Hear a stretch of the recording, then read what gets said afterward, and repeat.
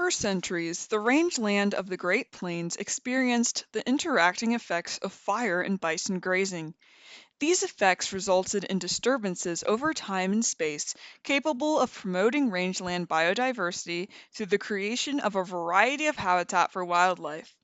As bison populations have been replaced with cattle and fire suppressed until recent years, rangeland biodiversity has been negatively affected. Therefore, there is the question of how ranchers can improve their rangelands to restore them to their native state and encourage native species to return. Michael Warren, a graduate student at NDSU, is looking into three different grazing strategies in order to answer this question: season-long grazing, patch-burn grazing, and grazing using virtual fencing. Within these strategies, Warren researches grassland bird and pollinator abundances to determine which strategy provides the greatest gain for producers and for conservation. Warren, though primarily working with the NDSU Central Grasslands Research Extension Center, is partnering with the NDSU Dickinson Research Extension Center for the virtual fencing aspect of his master's research. Today, we will be focusing on the virtual fencing aspect of this study. Virtual fencing is a newer concept for cattle. Each cow is assigned a collar that is worn around her neck for identification.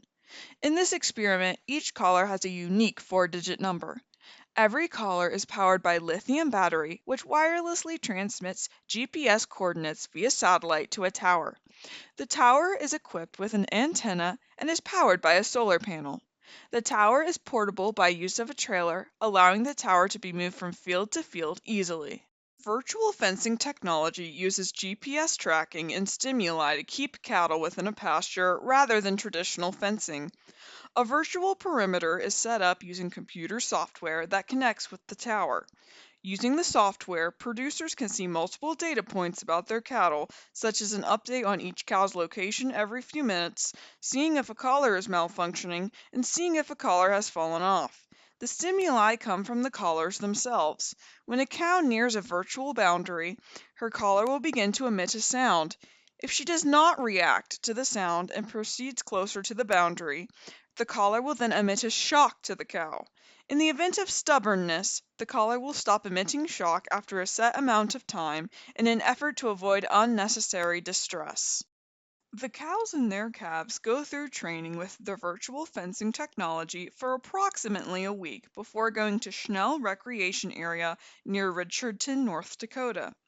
At Schnell, cattle start the grazing season restricted to 1/4 of the pasture, and then the virtual fence is altered to increase access to half of the pasture, and finally 3/4 of the pasture. The remaining quarter is excluded from grazing for the entire growing season. The idea is that there will be a heavy, moderate, and light grazing area for the cattle. This study design is on a 4-year cycle, and the current rested area will become the heavily grazed quarter for the next year.